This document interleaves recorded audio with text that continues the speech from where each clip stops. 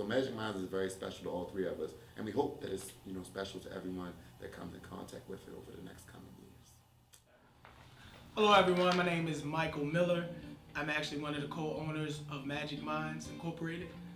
Really excited, but where we're going to start is just to give you a little background about childhood. I'm actually proud to be, a product of Baltimore City. I actually grew up right in West Baltimore, right in Poplar Grove area. Attended Belmont Elementary. From there, went to Lamel Middle School. Lamel Middle School is a school for winners. From then, I attended the Baltimore City College High School, where I feel I got so much of my background on the person that I am today. And really realized, college was a definite, really wanted to attend college. So I went away to college and attended Shenandoah University in Virginia, where my major was music business, arts management. I'm Crystal Rhodes, one of the owners of Magic Minds Incorporated. So I grew up in Baltimore, Baltimore City. I grew up near the old Comcast building, which is what people used to say all the time. But right on Kirk Avenue, went to Addison Elementary. I remember my mother was fighting for me to get into Chicopin Middle School because they had advanced academic. So I went there. And then it was time to go to high school. I ended up going to Western Senior High School, the Western Senior High School, all girls in Baltimore City, only all girls public. And I loved it. I loved making friends, loved that kind of thing. And then it came time to go to college, and I wanted to go to an all-girl college. Wanted to go to Spelman, got into Spelman. It's crazy later when I'm talking about Aaron, but I would have been right next to him. He was at Clark, and I would have been at Spelman. But ended up going to Loyola. Went to Loyola University. It was called Loyola College at the time, and I hated it. It was like horrible. I dropped out of Loyola. My goodness. My name is Aaron Cabral. That is who I am. So let's just start from the beginning. I'm from Baltimore, just like many of you. I've gone to several schools. Do not ask how I was in school. I was awful in school. I was a class clown. I laughed, I joked, but I was smart. I will admit, I was very smart. And my mother had to transfer me several times to several elementary schools and several middle schools. And finally, she put me in private school for middle school. And I said, Mom, where am I going to go for high school? And they sent me to Towson High School in Baltimore County. And that was the only school I can say I successfully completed every grade. I graduated from Towson High School. And then I said, I'm getting out of Baltimore. So I was watching MTV one day, and this show called Road Rules. And they were in Atlanta. And they had gone to this school in Atlanta. I was like, that looks crazy. They were like having like something like a contest. And I was like, I'm definitely going to that school. Found out the name of the school, looked it up online, and I applied, and don't you know, I got in. Bam, right there. I was like, good, I got in. One day I was talking to my best friend, and I was like, I just really wanted to be a teacher. I really, really wanted to be a teacher, but my mother told me I couldn't be a teacher because she was like, you too shy, you won't make it, the kids will walk all over you. And I told my best friend this randomly one day, I wanted to be a teacher, but my mother said I couldn't. And she was like, that's it. That's it. That is what you are supposed to be, Crystal. And so I enrolled at Morgan, and I went to Morgan for 5 years. Graduated in 2008, and I remember it was crazy. I went to an interview. It was like August 15th, and the school started like August 20th, something crazy like that. And I went to my first interview, and sat in front of the principal, and she just was like, have you ever taught before? And I was like, no. And she was like, so you never had your own classroom? And I was like, no. And she was like, great, you'll be perfect. I can mold you into whatever I need you to be. And she hired me. That was the interview. And the first year was crazy. It was horrible. But I learned everything I needed to know about classroom management. I don't know how much them kids learned. I still talk to them today, a lot of them. But I don't know how much they learned. But I did learn a lot about classroom management. And so here I am now, in my 10th year. I got into school, and now I didn't know what I was going to do. So when I got my acceptance letter, they sent my acceptance letter, and I had to choose a major. So I just started going down the list, and I was like, can't do that. Too much math, boring, dead. I was like, oh, education looks fun. So I chose early childhood education. So that is how I went into teaching. Craziness, right? So I applied to Baltimore City Public Schools, and I went on about 5 or 6 interviews. And at that time, which is still important today, at that time, I was a black male. And I wanted to teach lower grades, and lower grades mean what it knows, like pre-K, kindergarten, first, second. And that was unheard of. I'm sure you probably could never think of a male teacher you had in elementary school up until like 5th grade. So for me to come and want to teach kindergarten or first was just like unknown. So every interview I went on, they were like, oh, we want you, we want you, we want you, we want you. Which made me feel good. I ended up landing a job at Leaf Walk Elementary School, which was actually about 5 minutes from where I grew up. And there I taught kindergarten and I taught first grade. And I was there for 9 years. Taught kindergarten, first grade, and I came out of the classroom for 4 years at that same school. And I worked alongside my principal and the other administrators for about 4 years. And I had a wonderful, wonderful experience. I loved teaching kindergarten. I loved working with little kids. The parents loved me, the kids loved me. My classes were always large. I had like 30, 32 kids. So I know people that are like, I can't stand little kids. I just learned to love them. Like, they always were touching me. They were running up to me. Oh, I need this, I need that. I'm like, whoa, back up sometimes. But at the same time, like, I always had a good time with them. So it was a wonderful experience. Got a job with Enterprise Rental Car. And I have to say that was a job that I didn't really enjoy too much. I didn't have too many jobs that I could say I just didn't enjoy. And Enterprise Rental Car was one of those jobs. So I said, I'm gonna go in and just become a music teacher. I'll teach music, I'll do that. And they didn't have any music jobs at the time. So I went to an open house and I met a gentleman that approached me and said, why don't you get your master's in education? And I told him absolutely not, because I said I would never just teach regular education. And boy, was I wrong. But I went to Enterprise the next day, and again, I hated the job so much, I quit on spot, called that gentleman, and entered into my master's program at UMBC. It's a program through Baltimore City and UMBC that allow people to, get a degree. You didn't necessarily go to school for teaching, but to get your master's in education. So I was really excited about that, got started. And it was a program where as though you taught at the same time while you were in school. So as you can imagine, it's like going to school and learning at the same time. So I'm learning lesson plans and I'm learning objectives on spot. So, I thought it was crazy when I first started, but it actually ended up being one of the best experiences I've ever experienced. And I am excited to say that I taught for Baltimore City Public School System for 6 years. I taught at Ashburton Elementary Middle School. I taught 5th grade for 3 years, and then had the pleasure of teaching middle school. Yes, middle school. I taught middle school for 3 years also. I taught 6th and 7th grade. But somewhere in there, I feel like I was like my 2nd year teaching, and I was still doing random jobs, and I was mentoring. And so I was mentoring, I forget the name of the company, but Mike worked there. And I remember I would see him, and then later on he told me that they would always show him my paperwork and be like, this is what you're supposed to do. And so anyway, he approached me one day and was like, no, he didn't approach me. We ended up with kids at the same house.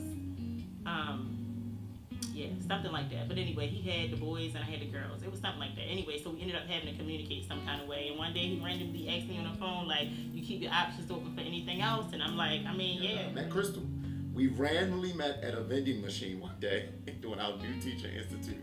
And one of our other friends had put some money in, and the money, I believe they got stuck or something didn't come out. Anyway, we all start like banging on the machine, boom, boom, like banging the machine, trying to get the candy out. And after that, we just became friends. I discovered a company called Primerica that, again, changed my life forever. The leadership I got there, the books that I read, and, all of the things that, I found myself becoming and I started on a part-time basis, so I didn't really have any big expectations. It was just to make some extra income because I felt so much of our community don't know a lot when it comes to financial services. You know, we go to school, we get an education, but when it comes to money, we kind of, we don't really know. So I said, well, you know, I'm gonna do it on a part-time basis, try to help my community. And within 3 years of me doing it part-time, I replaced my full-time salary. I found myself making more money part-time with Primerica than I was as a teacher. So in 2008, I jumped out there, you know, as Steve Harvey would say, just jump. Found myself jumping and was full-time in a business. And it was a great experience. I mean, it was a scary, you know, it was scary at first. You know, a lot of fear set in, but I was ready to take those risks, And 3 years of doing it part-time, I had the pleasure of becoming a regional vice president with Primerica, which is a rare air position when it comes to that company. So I'm really excited to say that I was able to, you know, hit that accomplishment. And around the same time, definitely met Crystal and Aaron, two great people that, you know, just from us interacting have totally changed my whole life. And I'm really, you know, just really blessed to have met these two fine people. And so we kind of like went back and forth. I don't know. I'm sure I gave him like the okey doke. And then that summer, man, like teachers do not get paid in the summer. And I had a rough summer. I ended up like getting put out of my apartment, just like beefing with my parents. So I was like I just had nowhere to go. I used to like beg my grandmother to let me in sometimes. But anyway, it was like a rough time, and I was like living out of my car, and like I had lost all my stuff in storage, so I didn't even have clothes. And I was like, I remember I like wore the same pink shirt, and I don't even think Mike realized it. But I showed up to his office one day, walked in, and it was Primerica, and he, you know, did the spill, gave me the presentation, and it just made sense. It was like, why would I even say no? It just like made sense. But it was crazy because it like cost $100, and I was like, oh, here we go. I ain't got no money. But I told him like, I'm gonna hit you. I'm gonna find this $100 somewhere, and I'm gonna hit you even if I gotta ask like 100 people for $1. I will get it. And when I call you, like, just be ready. And I remember I called him probably a month later, and you know, he was like, all right, come on, let's go. Then it got there and it was like, we can't take cash. I'm like, man, I didn't ask 100 people for $1. But anyway, so I got started in Primerica, and I really enjoyed it. Mike was my coach. He was like my leader, my everything. I just followed what he told me to do. Whatever he told me to do, I was just like, all right, cool, I'll do that. All right, cool, I'll do that. It was like, you know, go and talk to this person. All right, cool, fine. And I went and I did it, and it worked. Read this book. All right, cool, I did it. And so he was just a great influence, and we like ended up having, you know, so many conversations that we got close, and it was crazy. And I like knew Aaron from like teaching. We met randomly too, but one day I was like, Aaron, you gotta go with me. Because of course Mike was like, invite some people. And I was like, all right, you gotta go with me. And he was like, what? And I'm like, you gotta go. That's it, you gotta go. So he went, he came with me. Of course he was like acting a fool in the meeting. And I was like, all right, so sign the application, you need $100. Like, it was just basically like, Aaron, just do this. But he did it, and you know, he ended up making money. And like, who's mad at making money?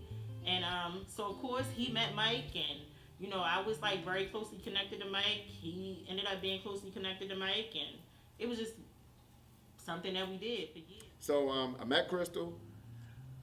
We have been friends ever since, and she has dragged me into every crazy kind of idea or situation in life. She's about to get foster children at one time. She took me into a class at her church that was supposed to be 6 weeks, and it ended up being 9 months. And then one day she called me one evening, and she said, Aaron, I want you to go to this meeting for this business I was starting. And I was like, what business? I'm like, I just got finished teaching 30 kindergarten. I ain't gonna know me. She's like, all right, just come. I'm like, all right, okay, I'm coming. Okay, so I had the pleasure of working with a great friend of mine, Paul Grant. He actually ran a camp called Hoya, and I had the pleasure of being his, you know, right hand, and really, you know, took on a mind of its own. It started small, We went from, a small number of kids to almost 100 kids showing up. And the next year we extended it, had another camp. So I actually had some experience working in summer camps, which, takes me right into understanding, some of the things that we needed to do when it came to Magic Minds. I used to work for my church for their summer camp, which now I think about it, and I'm like, I worked there a long time. But it was crazy because it was more like volunteer work. Even though they said you were working, it was like volunteer work. And so anyway, it just started getting on my nerves, and we weren't making money anyway. And I had like pulled Aaron into that. Like, Aaron, you gotta do this with me too. Yes, you gotta work this summer camp. And so to elaborate a little more on business ownership, I mean, coming from our community, we're pretty much taught, go to school, get a good education, get a job, and that's what we're taught to do. So that's what we do. And a lot of people, I found that we're not necessarily becoming wealthy or really doing a lot of changing of our communities, doing it that way. So I love Primerica because it was giving me that opportunity to really have business ownership. For years, we learned so much from Primerica about just, being a leader. And one of the things that I think was the biggest was that, my mother was like, go to school, get a good job, get a degree. Things are going to be great. And things weren't great. Like, I didn't have any money. And so Primerica was talking something different, like start a business. That's what you need to do, start a business. And I remember learning about the concept of distribution. So where it's not about like having this one thing that's happening or having this one building that's doing big things, but it's about how McDonald's is everywhere. So you need to be everywhere, because the more you're everywhere, the more that's where the money comes in. So the business was called Primerica. So I went to the meeting with her, and she actually took me and another friend. We both went. And during that time, we were in the meeting, and we were just clowning. I mean, laughing, making jokes, and Crystal was so embarrassed. She was like, oh my gosh, I can't believe you. Well, the funny thing was, here I am joking at the meeting, but we ended up staying and joining the business. She told me it was like a cost to get in the business, $100, so I just gave over the $100 to make sure, because I trusted Crystal. That was my friend, even though she had me in some of the craziest experiences. I definitely trust her as my friend. And I gave her $100. We got into the business, and she introduced me to her coach, who was Michael Miller. Well, those years were filled with fun and craziness as well, but we grew together as friends in a business. We made money. We had a wonderful time. All of us brought something different to the business. I'm sure through this you can see I bring the comedic side, the funny side. Crystal always brought the logic and the reasonability and making everything sound perfect and look nice. And Mike was always the voice of reason, or the most senior member of the group, and he always had some insight on how to make things better. One year, we just barely ate that summer, and we just like, oh my gosh, we got to do something different. And I looked at Ern, and I'm just like, Ern, let's start our own summer camp. Like, let's just do our own summer camp. Why not? Like, we can do this. We can do our own summer camp. And so we sat down. Remember, it was June 30th. And we sat down. We had a composition notebook, and was like, let's just start writing. Everything we think of, let's just start writing. And we just started writing it. And then we just started, and we finished that meeting, and we were like, all right, let's meet next week. And then we met the next week, and then we met the next week, and then we just had this composition notebook. And next thing you know, this composition notebook was like all our policies. Like, it was like the Magic Minds Bible. So I was like, sure. So she was like, what you doing tomorrow? I'm like, well, I don't have anything planned because school is out and I'm not getting paid, and that's okay. And so we met, and she came, and she had gone to Dollar Tree before and had bought a composition book and some pens. And I remember when she opened the pack of pens, one of the pens didn't write. So then she pulled out like one of her nice pens, because she likes to write with nice pens. And we just started writing. And we met that first day. I think we met at Corner Bakery. And we had lunch, and we just started talking. And we met for about 2 hours. And then the next day, we met again. And then we decided at the second meet, we decided we need to talk to someone who has already had a summer camp. And so we went and we talked to my former principal who had run a summer camp. And we talked to her, and she gave us a whole list of ideas, I think about 15 things that we should do before we open up a camp. And this was in June. Actually, it was July of 2014. And we took all those ideas and we just started running with them. We would meet every week. We would sit down. And our meetings were not short. They were 2-3 hours long. And this is after us teaching, after us doing whatever we had to do. And we would meet and we would write. And we would meet and we would write. And then it started to be, we would meet and we would write. And now we had to spend money because we had to start a business. We had to get a business license. We needed to hire a lawyer. We needed to get insurance. And at this time, all of the money was coming from our own pockets. Now let's take it back. Teachers weren't making that much.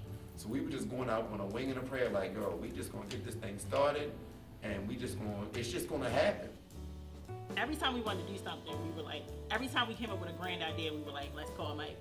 Like, let's just call Mike, because, he knows about business. So let's call Mike. So Crystal and Aaron, I was so excited, when they decided to start Magic Minds. I would watch them, how excited they was. Like I said, they came from Primerica, so they understood business ownership. So they took those skills and they really just applied it to Magic Minds. And I watched them, come up with their ideas, come up with their game plan. And I was kind of like always there on the sideline, consulting, like a silent type partner. Yeah, guys, that's a good idea. Why don't you incorporate this? Why don't you incorporate that? It's so funny. You meet people and they always in your life, just different times.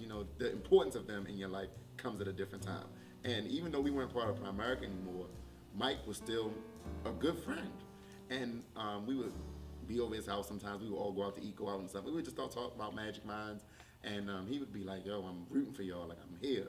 Like, I want y'all to win. Like, I see it. And we would ask his advice about things and, thinking, how do you feel about this? What do you think about this? And he would offer his insight because he was a teacher as well. So he would bring that piece into it. And then it was one evening where, I just felt the Holy Spirit come to me and just is like, you're supposed to be a part of that and help to, be a part of taking that to the next level. So I was really, I went to Crystal and Aaron, was like, guys, I want to be a part of what you guys are doing. To see two strong Black individuals from Baltimore City, born and bred, to come up and to go into business ownership, not being afraid, ready to just jump out there and really make some things happen. I saw the vision. Crystal painted the vision plain as day to me, and I wanted to be a part. And I knew that together, what we could do would really just take it to another level. And I remember we started posting on Facebook at the end of August 2014, and that's when Crystal made a post about camp coming, and we posted it, and we were so nervous about posting. We were at a meeting, and we were like, all right, let's post it, and we were like, no. And we're like, all right, let's do it. We're like, no.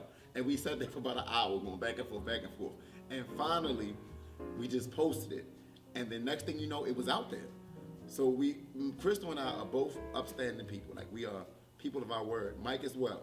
And once it's out there, well, we just gotta do it now. Like, it's what we have to do. So we posted it. Our friends started liking the picture and was like, oh yeah, my kid's coming there. Yeah, I'm like, what in the world? Like, y'all don't even know what this is.